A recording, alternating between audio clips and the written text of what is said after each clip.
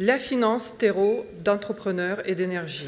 Et voilà le titre de la session suivante, modérée par Marie Vizot, rédactrice en chef du Figaro. Merci.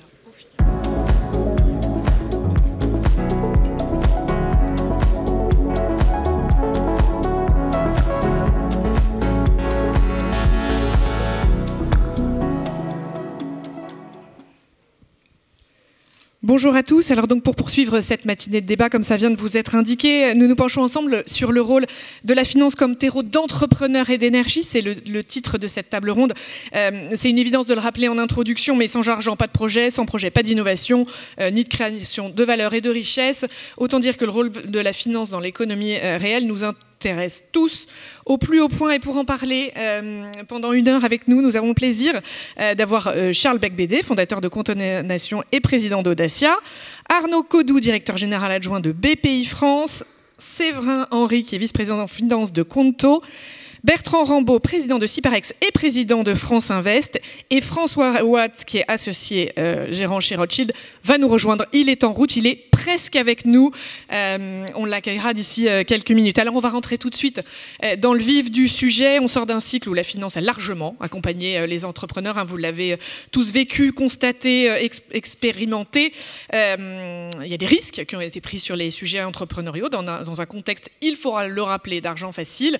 La fête est un peu finie, ce sont tous les experts et les professionnels qui le disent. Bertrand Rambaud, le private equity doit s'adapter à ce nouvel environnement, alors que les enjeux de financement sont colossaux, a fortiori dans les contextes de transition que l'on connaît en ce moment. La transition énergétique sans capital, on ne connaît pas. Et aujourd'hui, il y a un gap entre les levées et les besoins. Donc comment on fait ? Alors Marie, est-ce que la fête est finie ? Vous savez, on vit dans des cycles, hein. Donc je ne pense pas que... D'abord, ce n'était pas la fête avant. C'est clair, on est dans un changement on le vit tous, hein, de modèle économique. Et la hausse des taux, au-delà du coût qu'elle génère, voilà, elle change le paradigme de nos métiers, en tout cas les nôtres, du capital investissement par l'accès à la ressource, les levées de fonds, et sans parler du financement des transactions. Enfin, on a tous bien ça en tête, mais ça a quand même des effets qui sont assez majeurs depuis quelques mois. Puis tant que les taux continuent à monter, je pense que ça va continuer à perturber nos environnements.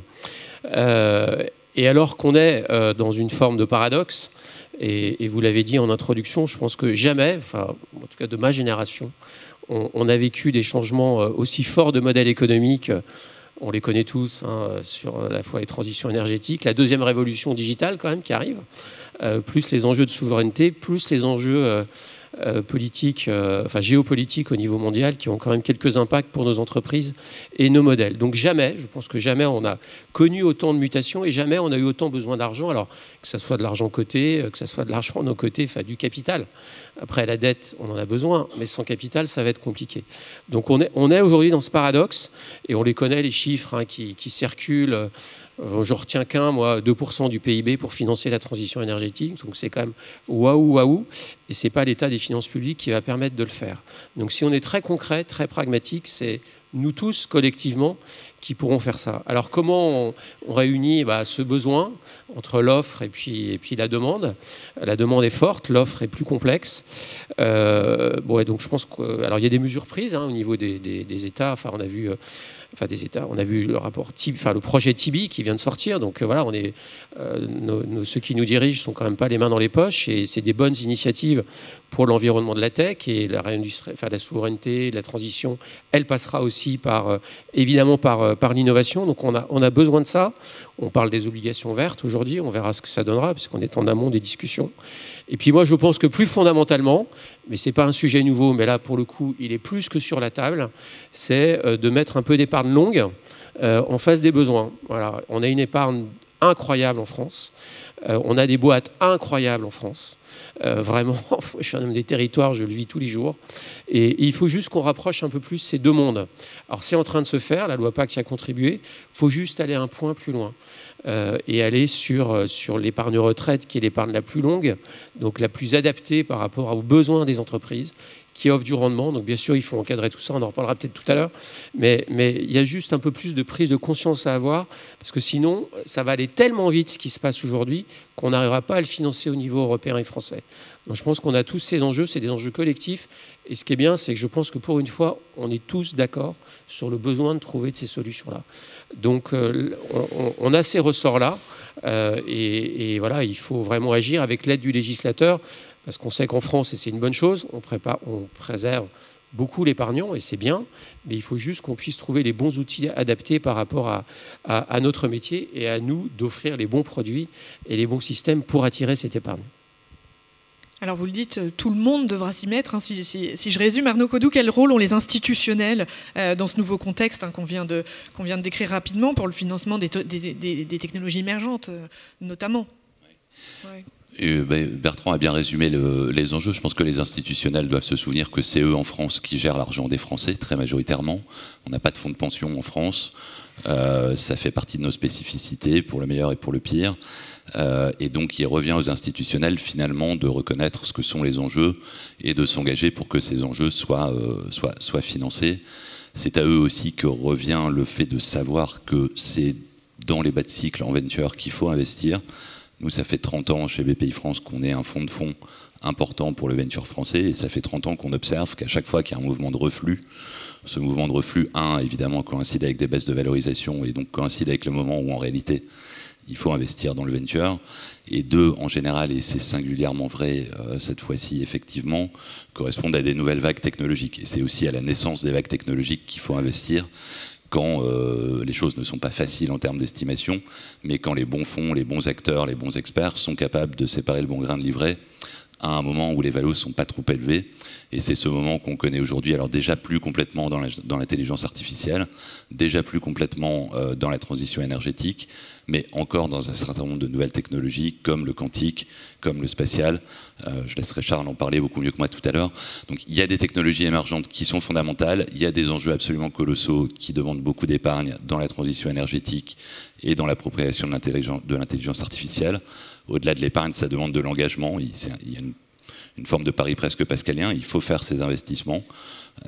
Et donc, il revient à chacun de reconnaître que c'est à la fois le bon moment, même si on a des contraintes d'allocation de capital, même si on a des contraintes de liquidité, même si les choses ont bougé, que les valeurs des obligations ont baissé et que c'est compliqué. Il y a des moments où il faut faire face à ses responsabilités.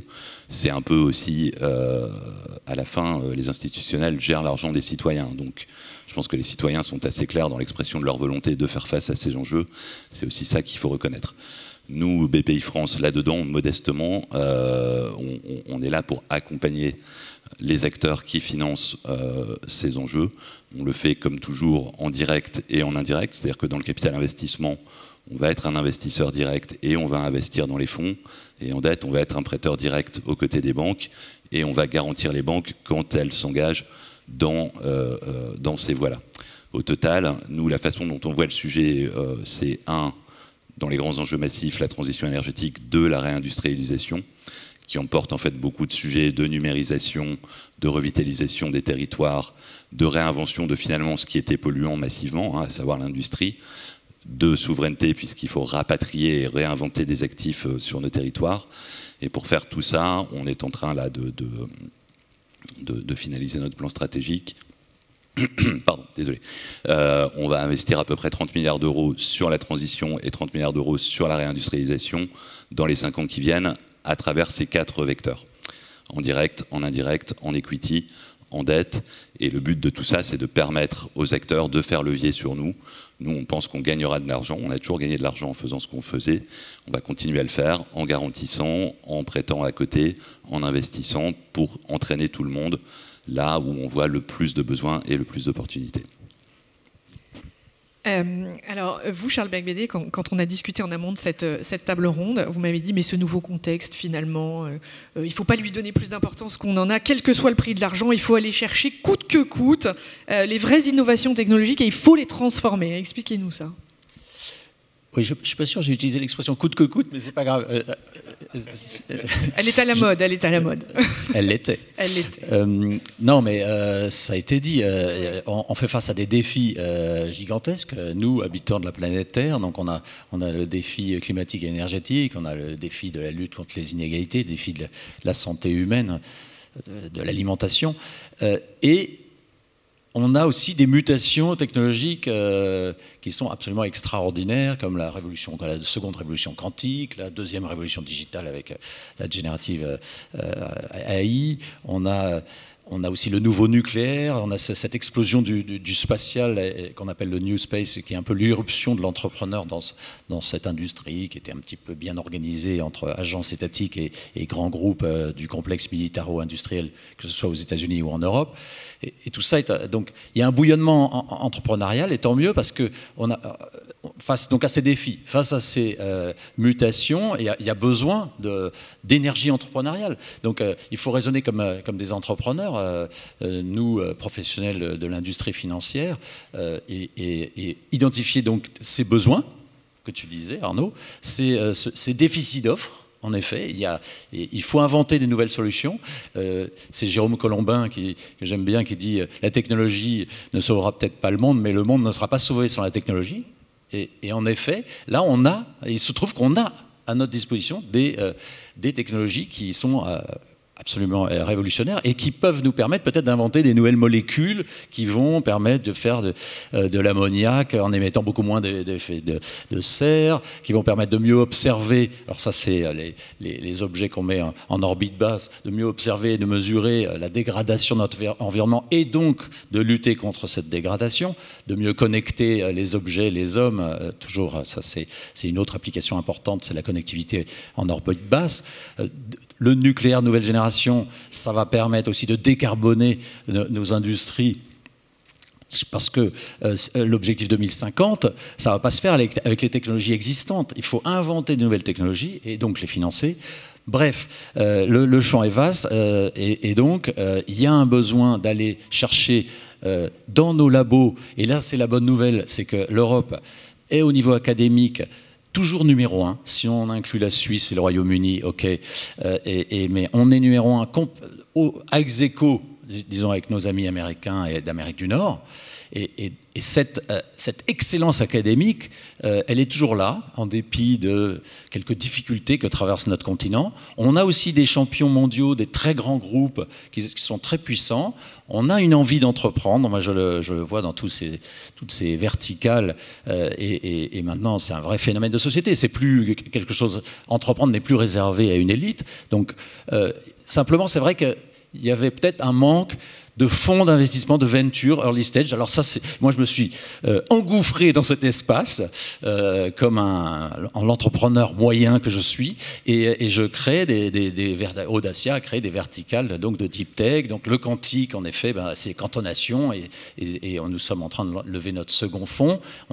On est devenu le premier fonds mondial sur cette technologie. Et le fonds est basé à Paris, il est français, il investit dans le monde entier, bien sûr. Et c'est une chance pour l'Europe, et je mesure l'honneur qui m'est fait d'être un des cofondateurs de ce fonds. Et puis, idem, dans le New Space et l'aérospace, parce que ce mouvement entrepreneurial qu'on voit dans l'industrie spatiale, et bien sûr, on a tous en tête Elon Musk, mais il y a maintenant beaucoup de petit cousin d'Elon Musk en Europe. J'ai rencontré près de 250 entrepreneurs depuis 18 mois en Europe qui brûlent d'impatience de créer leur entreprise et d'accélérer celles qu'ils ont déjà créées, que ce soit des anciens ingénieurs d'Airbus ou les jeunes issus de nos meilleurs parcours académiques. Et parce que le nombre d'objets en orbite de satellites va être multiplié par 100 dans les 15 ans qui viennent, il faut les fabriquer, les lancer, leur permettre de downloader leurs données, éviter qu'ils se percutent les uns les autres. Donc il faut faire un mapping des objets et des débris en orbite. Bref, les besoins sont immenses, et la responsabilité de l'industrie financière est immense pour permettre à ces entreprises de décoller, de fournir les solutions technologiques et de répondre aux défis qui se posent à nous. Merci Charles, discours très optimiste, qui veut y croire. Il faut. Il faut.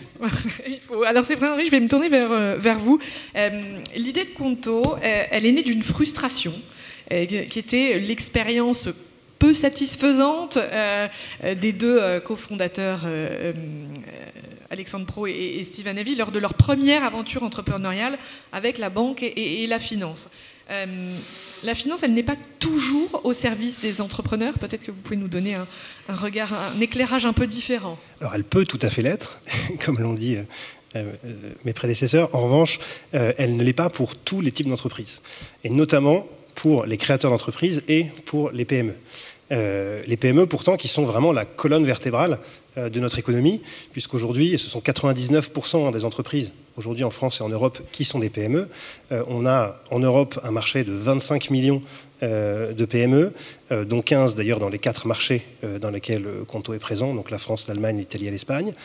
Et ces 25 millions de PME, elles embauchent 100 millions de personnes. Donc cet écosystème-là, il est créateur d'énormément de valeur, d'énormément d'énergie, et effectivement, ces besoins ne sont pas forcément toujours très bien servis par le monde de la finance.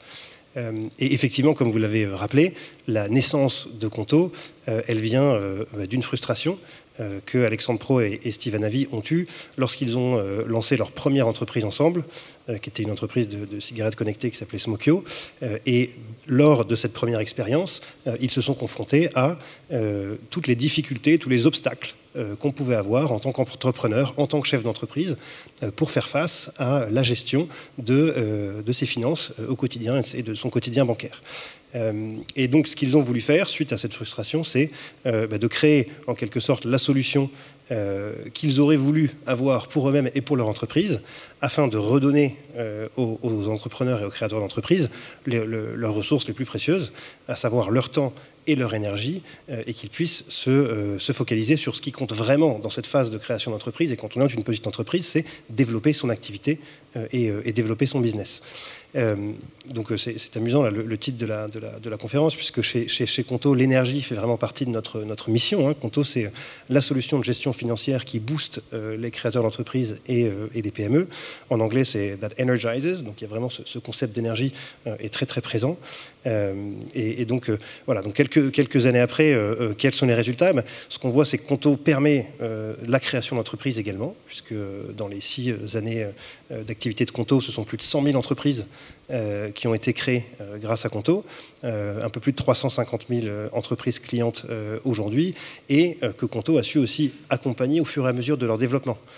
Puisque nous avons démarré tout d'abord avec le compte professionnel, enfin un compte bancaire professionnel, et autour duquel nous avons agrégé et développé une offre de services annexe qui permet de gérer l'intégralité de ces finances, donc du financement, la comptabilité, la facturation, la gestion des dépenses d'équipe, voilà, pour en faire véritablement un produit tout en un au service des entrepreneurs pour qu'ils puissent se focaliser sur ce qui compte vraiment. Ça vous fait réagir, vous, quand Séverin dit les PME ne sont pas toujours financées comme elles pourraient l'être? Je rebondis sur ce qu'il vient de dire. Ça vous titille? Ça vous fait réagir? Moi, ça me fait réagir très fortement. Non, mais parce que je suis président de France Invest depuis une semaine, donc voilà. Et donc j'ai un plan, j'ai une feuille de route, enfin voilà, plein d'enthousiasme. Et j'ai notamment un objectif, parce que je partage ça. Notre industrie qui est superbe en France. J'aurais juste insisté sur un point, parce qu'on ne le dit pas assez, ça. C'est très français, on ne dit pas les choses positives.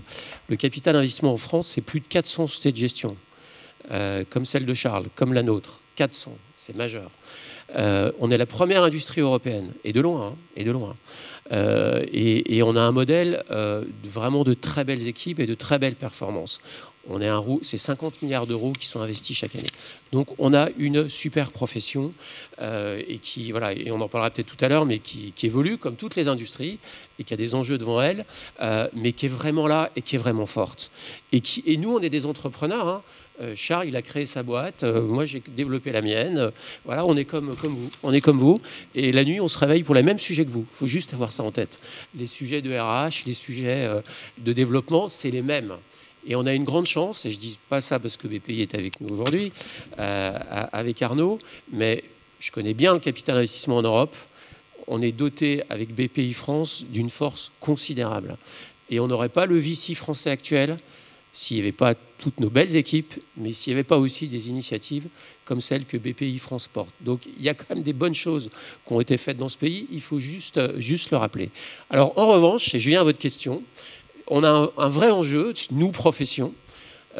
Là aussi, alors je ne vais pas vous noyer de chiffres, mais ça, c'est un chiffre qui m'interpelle un peu. En France, il y a, on dit, alors je ne sais pas si c'est tout à fait ça, mais plus de 100 000 boîtes, entreprises qui sont susceptibles d'être accompagnées par nos métiers. Et donc, il y aurait des besoins de financement, de transmission, de croissance, enfin, tout ce qui a été dit. Notre profession accompagne moins de 8 000 entreprises en France. Donc là, il y a un gap. Et là, ce n'est pas complètement satisfaisant. Donc moi, la première, je ne suis pas un homme politique, mais dans mon programme, dans ma feuille de route, je vais le dire comme ça, mon premier objectif, c'est qu'on arrive d'augmenter ce nombre de 50%. Et ça passe notamment par toutes ces boîtes VC qui sont top. On a des entrepreneurs exceptionnels dans ce pays, il faut le rappeler tout le temps. Et notre profession est là pour faire ça. Et on a les moyens de le faire aujourd'hui. On a ce fameux dry powder qui existe, qui est disponible. Et donc oui, c'est un enjeu.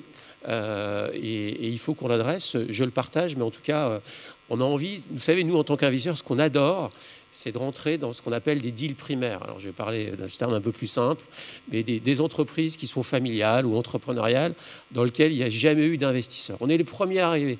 Le terrain est vierge. Et ça, c'est génial parce qu'on apporte notre savoir-faire, nos contributions. Et c'est ça qu'on doit faire. Et ça, on va aller chercher un peu dans Paris, mais beaucoup dans les territoires. Et ça, c'est le rôle de notre industrie qui est présente de partout en France, aussi bien sûr en Europe, mais on parle de la France et de Paris et de la place de Paris, mais qui doit diffuser au-delà.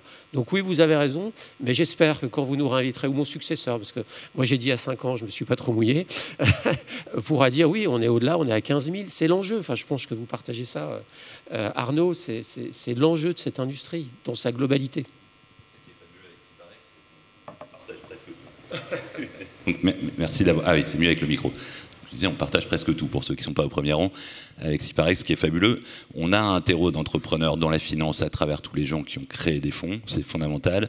Et c'est fondamental quand on parle à des entrepreneurs d'avoir des entrepreneurs. Un entrepreneur, ce n'est pas un particulier, ce n'est pas un corporate. Ça se réveille la nuit pour un certain nombre de sujets.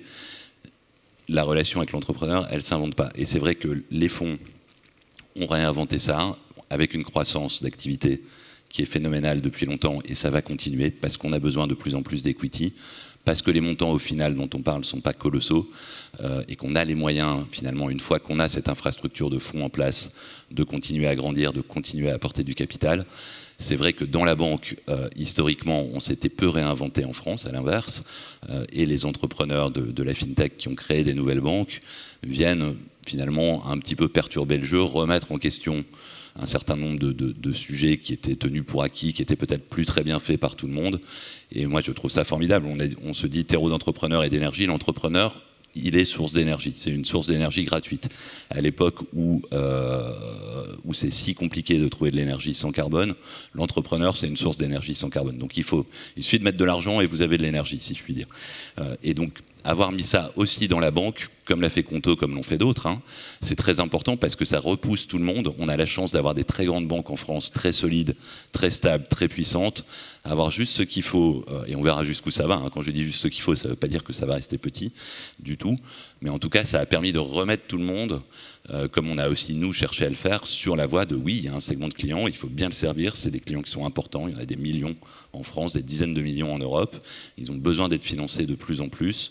Ils ont besoin d'equity. C'est une industrie comme une autre, finalement, financer le secteur de la finance. En tout cas, c'est des entreprises. Les banquiers, les assureurs, les investisseurs sont des entrepreneurs. Ce n'est pas une industrie comme une autre parce qu'elle est régulée souvent. Et donc, elle est plus compliquée d'abord pour l'entrepreneur. C'est courageux hein, de rentrer, je le dis sous le regard bienveillant de Séverin, mais rentrer dans des industries régulées, ou de Charles d'ailleurs, qui a bien fait ça aussi, rentrer dans des industries régulées quand vous êtes entrepreneur, qui a des acteurs en place qui sont très forts, très stables, très puissants, c'est un moment de gloire, on va dire. Donc c'est fabuleux, mais on voit que ça marche et on voit que c'est possible avec le bon niveau d'énergie et avec le bon niveau d'invention, de souplesse, d'agilité, de technologie. On peut le faire et c'est indispensable de le faire. C'est absolument indispensable, y compris, encore une fois, pour les acteurs en place, pour avoir le bon niveau de main dans le dos, si je puis dire poliment, qui vous accompagne. Oui, parce que c'est vrai, finalement, avec Conto, vous êtes la preuve qu'on peut innover en finance. On peut tout à fait innover en finance et Conto a innové exactement sur un segment sur lesquels il y avait un manque réel, à savoir, comme vous le disiez, les banques traditionnelles, en tout cas en France, servaient très bien la clientèle retail, B2C, très bien la clientèle corporate de grandes entreprises et beaucoup moins bien le segment des PME. Et c'est sur ce segment-là que Conto s'est engouffré et a pu innover au cours des dernières années. Alors, si on prend un petit peu de recul, il y a en tout cas un espace énorme pour innover dans le monde de la finance. C'est effectivement un secteur qui a relativement peu évolué au cours des 50 dernières années et qui vit depuis maintenant une bonne dizaine d'années, on va dire, une vraie ébullition et un vrai renouveau sur tout un tas de métiers. D'abord parce que c'est un vrai marché, et c'est des vraies entreprises qui s'adressent à un marché adressable qui est absolument colossal.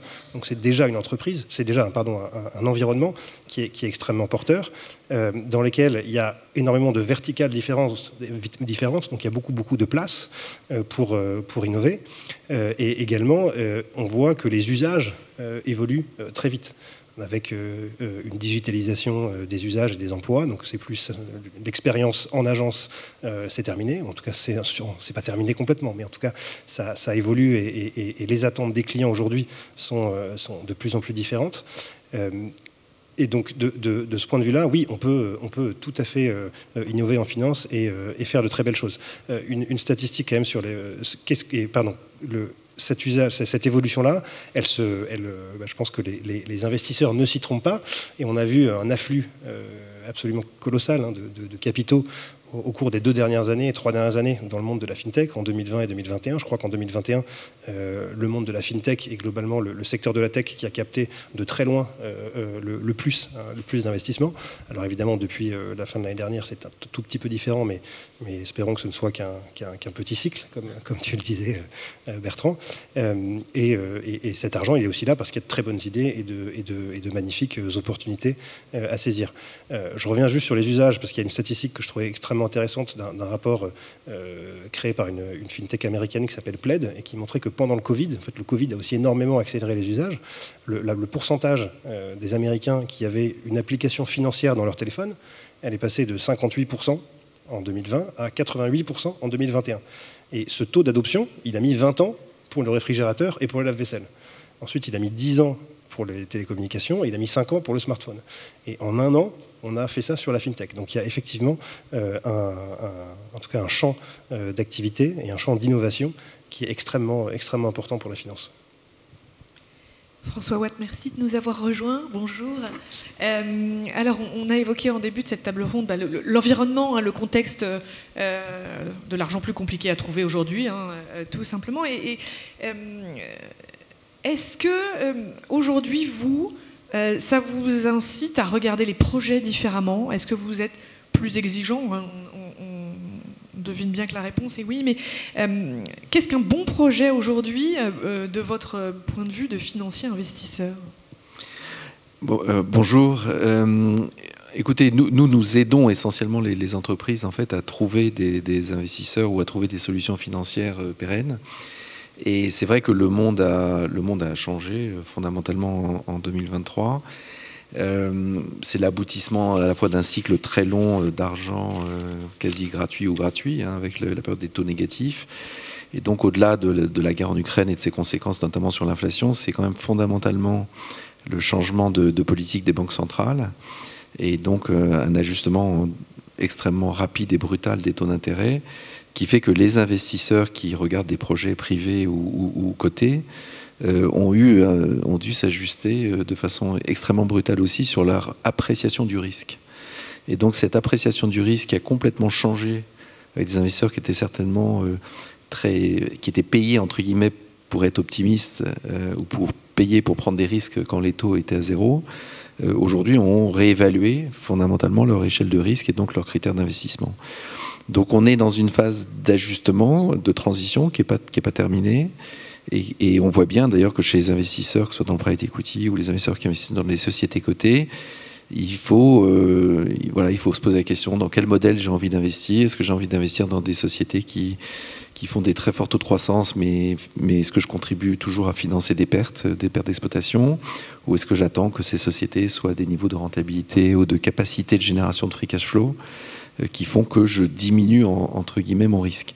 Et donc c'est vrai que c'est très brutal, c'est souvent étonnant parce que des sociétés qui pouvaient se financer en 3 semaines il y a 2 ans, tant sur la dette que sur l'equity, aujourd'hui les robinets sont souvent complètement fermés. Mais j'ai le sentiment qu'on est un peu au bout de cette transition, que d'abord les sociétés ont réagi, elles ont quand même géré leurs coûts, essayé de ne pas accroître leur perte d'exploitation. Et les modèles les plus fragiles, évidemment, se retrouvent de facto évincés. Mais des modèles solides, comme nos amis justement de Conto, ce type d'expérience, ce type de durée de track record fait que de toute façon le marché revient et reviendra, mais de façon plus sélective, plus ciblée, avec une grammaire aussi de compréhension, d'appréciation, de valorisation qui est en train d'évoluer, qui n'est pas encore stabilisée. Donc c'est difficile de donner une vraie réponse aujourd'hui, mais on est dans cette phase de transition qui est d'autant plus douloureuse qu'elle est lente. C'est-à-dire qu'on ne peut pas dire, si vous voulez, que le marché, si vous voulez, dans les grands cracks comme en 2008 ou en 2000, et même avant, il y a un grand mouvement, une grande panique, et puis quelques mois après, on repart, pas forcément sur les mêmes thématiques, mais le marché retrouve un équilibre. Aujourd'hui, on n'est pas encore dans cette position d'équilibre. Bertrand Rambaud, vous l'avez dit tout à l'heure, on est dans une industrie qui évolue. Vous avez utilisé le terme d'évoluer. Il y a évidemment le contexte dont on a parlé, l'argent plus compliqué. Du point de vue de vos modèles et de vos métiers, ça change quoi concrètement ? Bah oui, les modèles évoluent, mais bon, notre industrie, elle a 40 ans. D'ailleurs, France Invest fêtera ses 40 ans l'année prochaine. Donc c'est jeune, 40 ans. Et elle a connu la croissance qu'on a rappelée tout à l'heure. Je ne reviens pas dessus. Donc, indépendamment du contexte, qui était encore très bien rappelé par François et que je partage totalement sur la lenteur de tout ce qui se passe. Moi, c'est le mot que je retiens plus que l'arrêt. C'est la lenteur. Tout est plus lent, mais les choses se font quand même. Voilà, donc indépendamment de tout ça, il est évident que notre industrie, elle change. Alors pourquoi elle change ? Pour plusieurs raisons. Comme toute industrie, mais ça sera pareil dans la vôtre un jour, qui est encore toute jeune, il y a un moment, il y a un phénomène de maturité qui se passe. Il y a un plateau qui peut être plus ou moins long, et donc il n'est pas illogique qu'il y ait des transformations, des rapprochements, des mariages entre équipes, et là qui peut être aussi accéléré parce que l'accès à la ressource est plus complexe et qu'en contrepartie, les coûts, les systèmes d'information, les recrutements, trouver les gens, les attirer, la marque, tout ça, ça coûte. Donc il n'est pas illogique que ça bouge au sein de nos équipes et de nos activités. C'est une évolution normale. Et puis après, il y a tout ce qui se passe sur les prix qui ont été évoqués, comment ils vont évoluer demain, à court terme, pas à la baisse, en tout cas peut-être à moyen terme, mais pas à court terme, et surtout dans un marché qui se polarise énormément. En fait, la moyenne, ça ne veut plus rien dire dans nos métiers. Et vous avez la tech qui a souffert, qui, je l'espère, va se stabiliser. Vous avez la transition énergétique qui explose, l'infra qui se tient plutôt bien. La distribution, n'en parlons pas, c'est très dur. L'immobilier, n'en parlons pas. Et l'industrie, c'est pas si mal que ça. Et puis, évidemment, donc, si vous voulez, on ne peut plus raisonner en moyenne. Alors, ça veut dire quoi ? Pour répondre à la question, ça veut dire qu'évidemment, le rôle de l'investisseur, il change. Alors, il a beaucoup changé ces dernières années. Je pense que tout ça, ça va s'accélérer. Moi, qui ai quelques cheveux blancs, j'ai connu le private equity à travers, alors j'ai forcé un peu le trait, mais essentiellement du tableur. Alors le tableur existe toujours, mais aujourd'hui, je dirais, l'enjeu de création de valeur, d'accompagnement des boîtes, est au-delà du discours marketing, vraiment au-delà du discours marketing.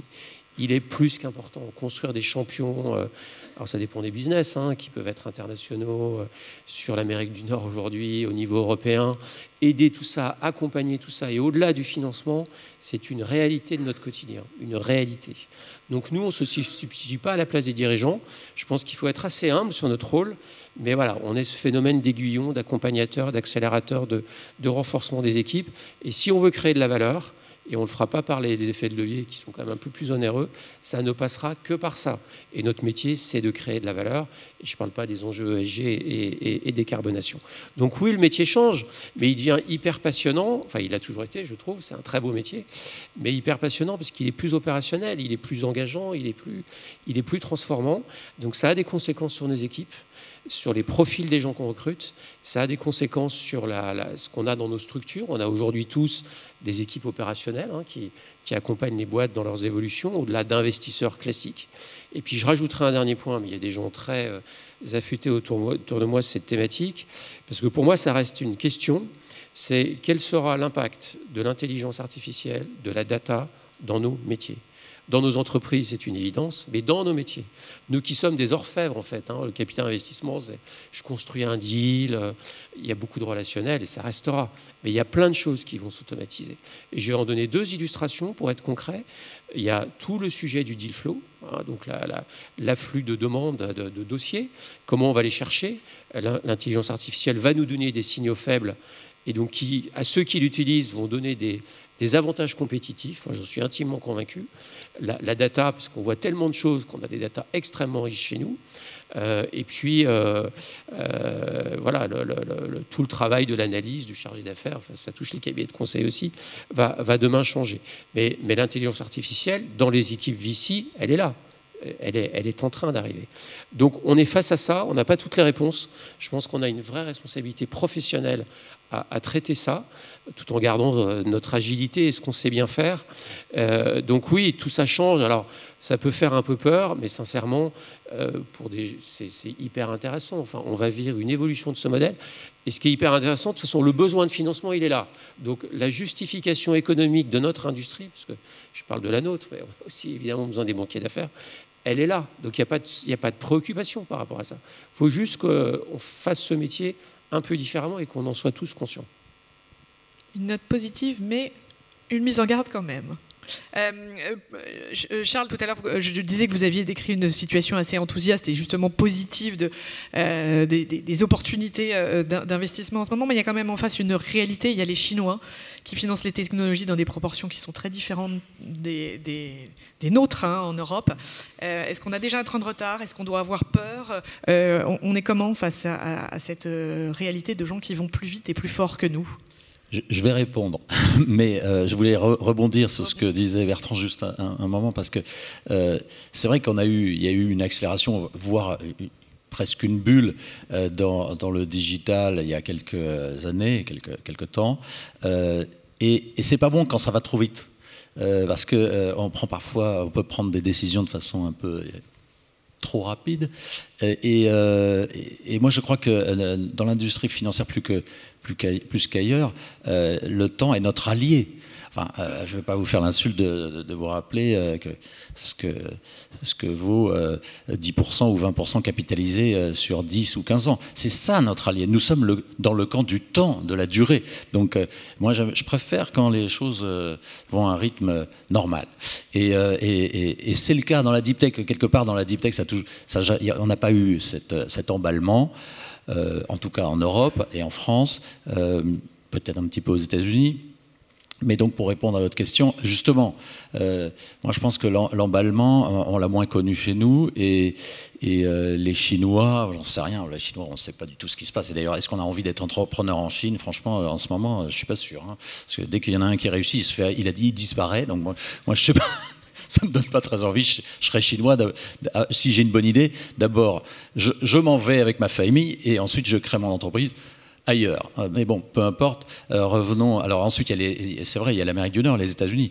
Les États-Unis, c'est vrai qu'ils ont cette Silicon Valley, cette expérience du venture, ces 60 ans de venture extraordinaire, bon, qu'on retrouve un petit peu en Israël aussi, qui commence à émerger en Europe et en France, mais qui est moins développé. Bon, bah, évidemment, il faut avancer là-dessus, faire des fonds toujours plus professionnels en venture, early stage, late stage, et beaucoup d'initiatives sont en ce moment destinées à combler ce retard. Et je reste optimiste parce que plein d'espérance, parce que les Américains parfois ils gaspillent aussi. Ils gaspillent, ils vont trop vite, ils lèvent des milliards, et là on va voir là, dans la générative AI ce qui va se passer, mais ces sommes entraînent le gaspillage. Et puis les coûts sont beaucoup plus élevés que chez nous. Alors on peut le déplorer, moi je ne le déplore pas, et ça permet en Europe de faire les choses de façon plus raisonnable, avec le temps, en donnant le temps au temps, et de créer de la valeur, en accompagnant donc des histoires d'entrepreneurs depuis le tout début, progressivement, sans que les valos explosent, et avec le précis, le CIL, la série A, la série B, et puis ensuite, donc ça commence à bien exister maintenant en Europe, avec des fonds spécialisés ou généralistes, mais et il faut préparer l'étape d'après, en effet, c'est-à-dire les tours à plusieurs centaines de millions d'euros pour ces belles pépites, et faire en sorte qu'il y ait des fonds européens qui puissent accompagner et participer en tant que lead à ces opérations. Et là, on peut se réjouir que le FEI ait lancé cette initiative pour fonds pour allouer des sommes très importantes de l'ordre de plusieurs centaines de millions d'euros à des fonds de tech ou de deep tech européens qui pourront accompagner dans les séries C et au-delà nos plus belles licornes. Il faut que ça se matérialise, parce que sinon, si on a fait tout ça pour qu'ensuite nos plus belles entreprises partent aux États-Unis, ça serait dommage. Moi, je crois et je veux qu'il y ait c'est clair que dans la guerre mondiale des hautes technologies, l'Europe n'a pas remporté les premières batailles. Il n'y a qu'une entreprise européenne qui est dans les leaders de la tech, c'est Spotify. Très bien. Il faut que dans ces nouvelles mutations technologiques dont j'évoquais tout à l'heure, il y ait des leaders européens. Et je veux des GAFAM européens. Et pour ça, il faut ces fonds de tech et de deep tech de taille très significative européens. Et c'est en train de se faire, tant mieux.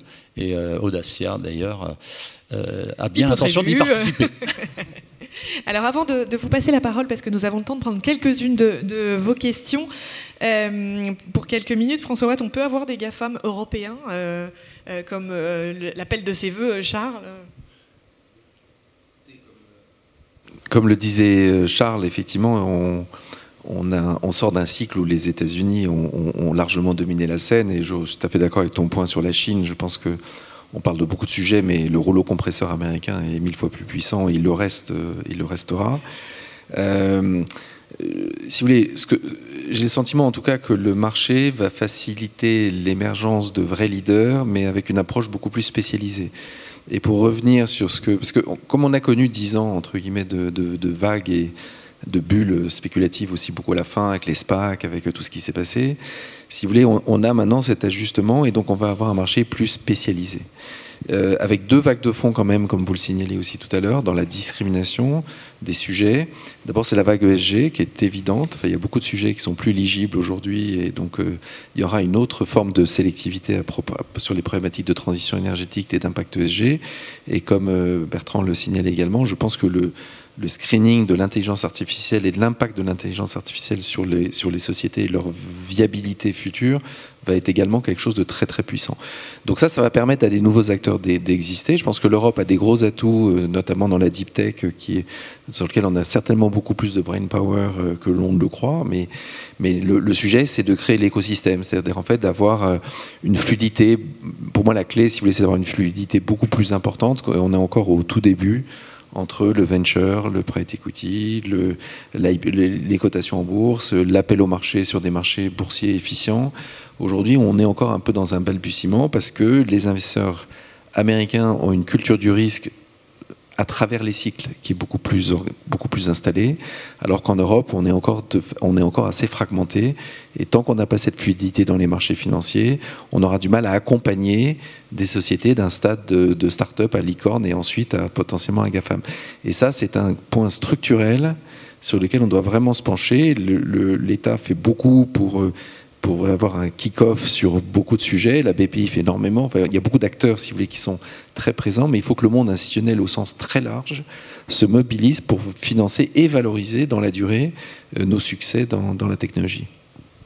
Merci beaucoup. Alors je ne sais pas s'il y a un micro, où est le micro, ou si on considère qu'on vous entend. Si vous avez des questions, n'hésitez pas, c'est le moment. On est sûr que vous en avez. Moi, je vois rien parce que j'ai la lumière en face. Oui, alors je vois un bras. Alors. Est-ce que vous avez un micro qui se balade ou pas du tout? Charles, on va pas.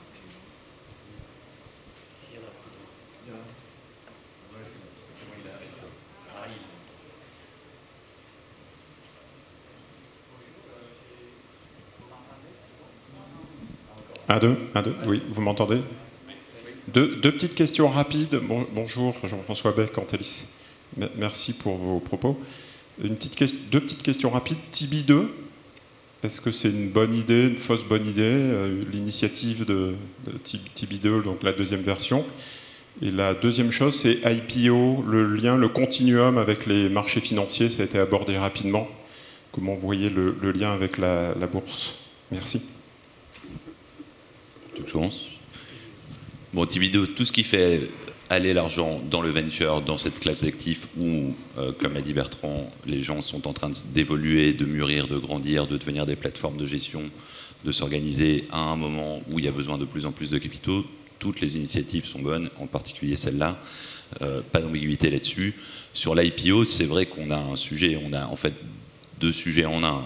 On a des marchés financiers qui sont devenus quand même, honnêtement, assez repoussoir pour beaucoup d'entrepreneurs. On voit plus de gens qui veulent sortir de la côte que de gens qui veulent y rentrer, pour être franc avec vous, avec une pression qui est vécue sur les trimestriels, etc., qui est complètement déconnectée de ce que connaissent les entrepreneurs avant l'IPO. Donc ça, c'est un sujet. Et les gérants actions vous disent que c'est un sujet aussi, que c'est un sujet dont il faut qu'on s'empare. Et l'autre sujet, évidemment, c'est comment on reconnecte les valorisations du venture avec les valorisations du marché coté. C'est pas insurmontable, même si ça peut paraître challenging en anglais, compliqué en français. On a d'un côté des gens qui se valorisent en multiples de chiffre d'affaires, de l'autre des gens qui se valorisent en multiples d'EBITDA, pour faire simple. Donc c'est pas toujours évident à reconnecter, surtout quand on fait pas d'EBITDA. Mais c'est possible. Ça marche aux US, ça marche en particulier parce qu'il y a des gros fonds dits de crossover qui font les deux, qui sont là avant et qui restent là après l'IPO. Ça, c'est un des outils, si je puis dire, fondamentaux qu'on n'a pas encore tout à fait.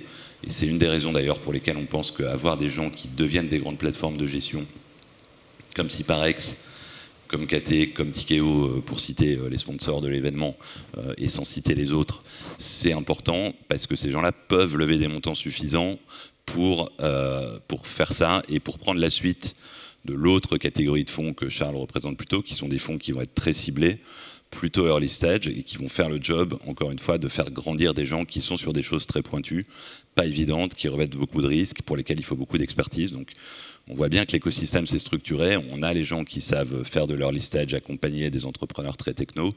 On a des gens qui savent les faire grandir. Quand on arrive au moment de l'IPO, aujourd'hui, clairement, il y a un blocage. C'est pas facilité par le contexte de marché, mais honnêtement, ça existait un petit peu avant. Et là, il faut qu'on travaille tous ensemble. Il faut que les grands gérants fassent l'investissement de créer des équipes crossover, d'avoir des analystes tech. Aujourd'hui, nous, on a des sociétés, pour être clair, qui vous disent que quand elles font des roadshows en France, elles ne trouvent pas d'analystes à qui parler parce que personne ou très peu de gens comprennent la technologie dans les analystes français. Ça aussi, il faut que ça évolue. C'est-à-dire qu'il y a à la fois des enjeux de valorisation, des enjeux de capitaux disponibles et simplement des enjeux de compréhension d'un secteur qui est nouveau et qui va continuer à évoluer, à être de plus en plus technologique. J'aimerais prendre la parole parce que je ne voudrais pas qu'on pense que Tibi 2, c'est une espèce de contrainte qui est faite aux grands gestionnaires de capitaux d'investir dans le venture, ou le late stage venture, le crossover, la techno, comme si c'était une punition et nécessaire pour l'industrie européenne et nationale.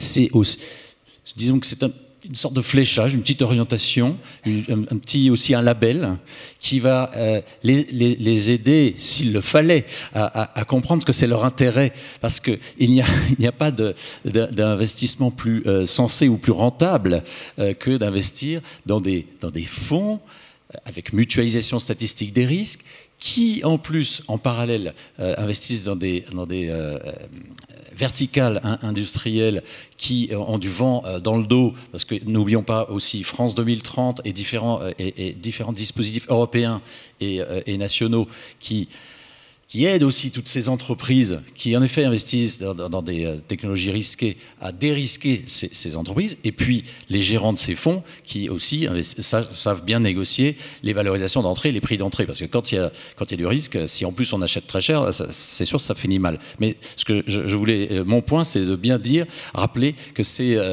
Tibi 2, c'est génial. C'est absolument, c'est devenu un peu un passage obligé. Bon, donc très bien. Donc il faut que les fonds qui s'engagent dans la réindustrialisation, dans cette capacité européenne de bâtir les leaders technologiques de demain, soient professionnels et sélectionnent bien, et puis soient accompagnés par ces grands gestionnaires de capitaux, car c'est leur intérêt financier. Et d'ailleurs, Calpers a récemment, qui est le plus gros fonds au monde, a récemment pris acte de son erreur d'avoir sous-pondéré le venture et a décidé de mettre le paquet. Ce qu'on peut rajouter, c'est que ce qui est bien dans TB2, c'est qu'il y aura une poche, on ne connaît pas encore les contours, mais early stage.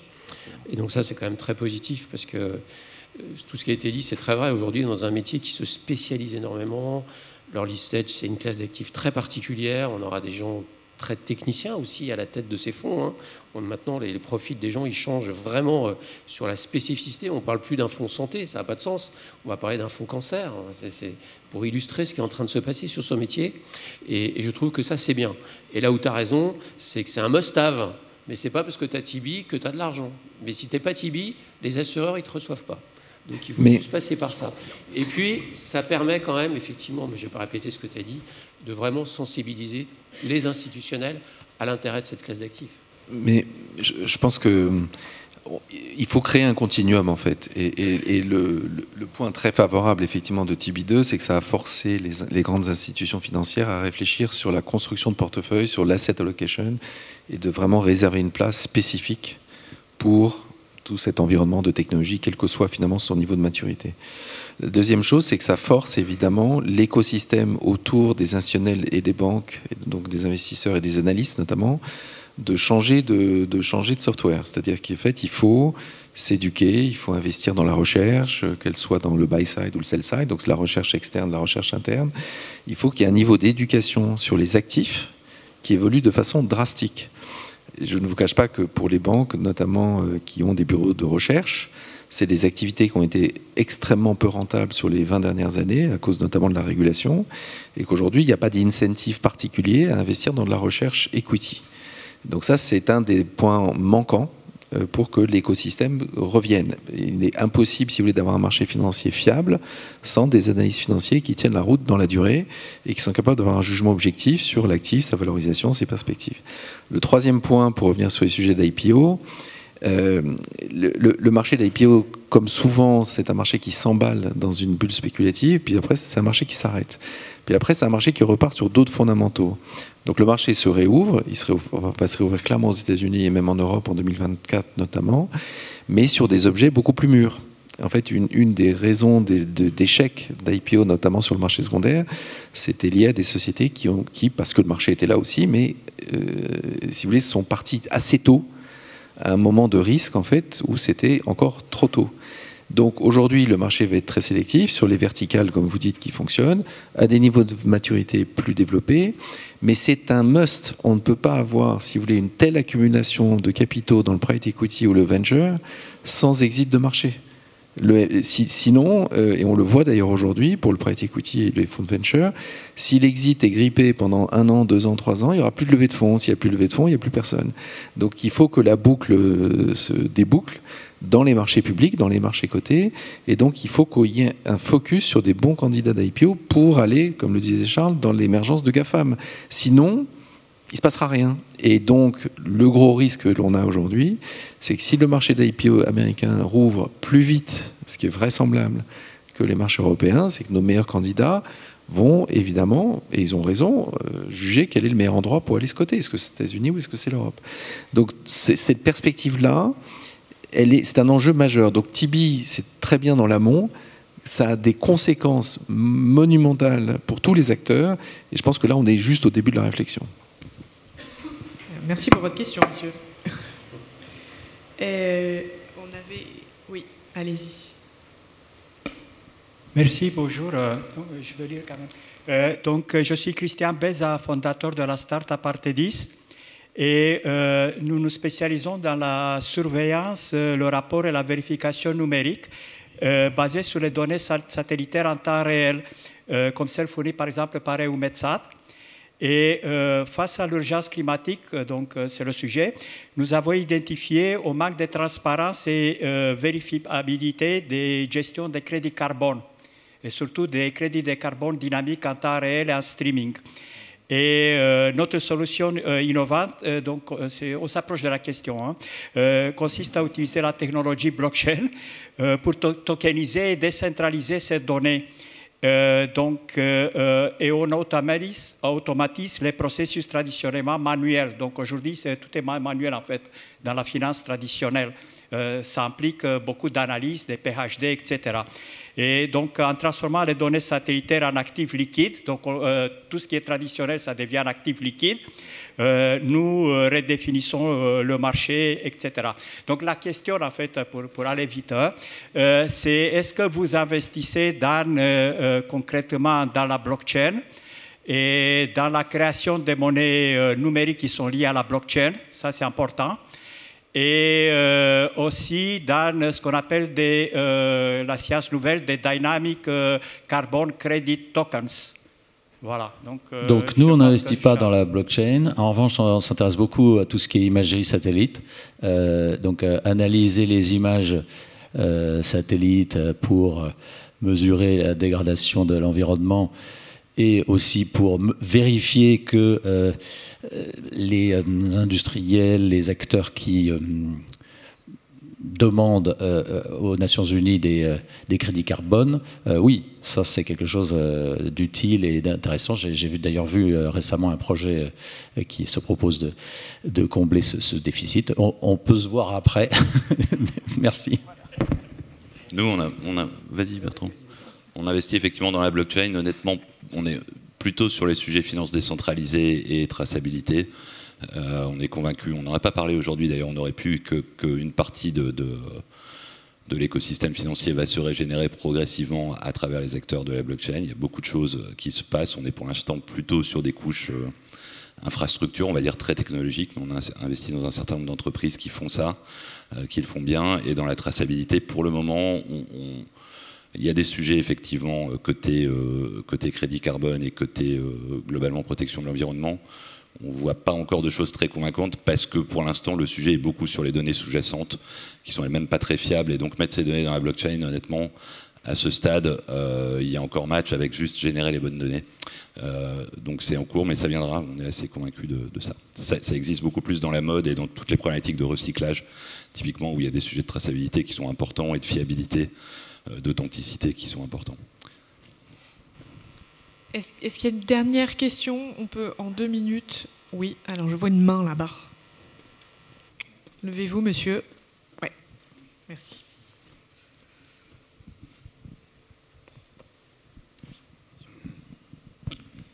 Bonjour, Pierre Allman, Philippe Auting Gestion. J'avais une petite question sur Tibi2. Est-ce que, par rapport à ce que vous espérez, parce que par rapport à ce que vous avez dit, est-ce que vous espérez donc que Tibi2 soit plus orienté Europe et France que la première version en termes d'allocation?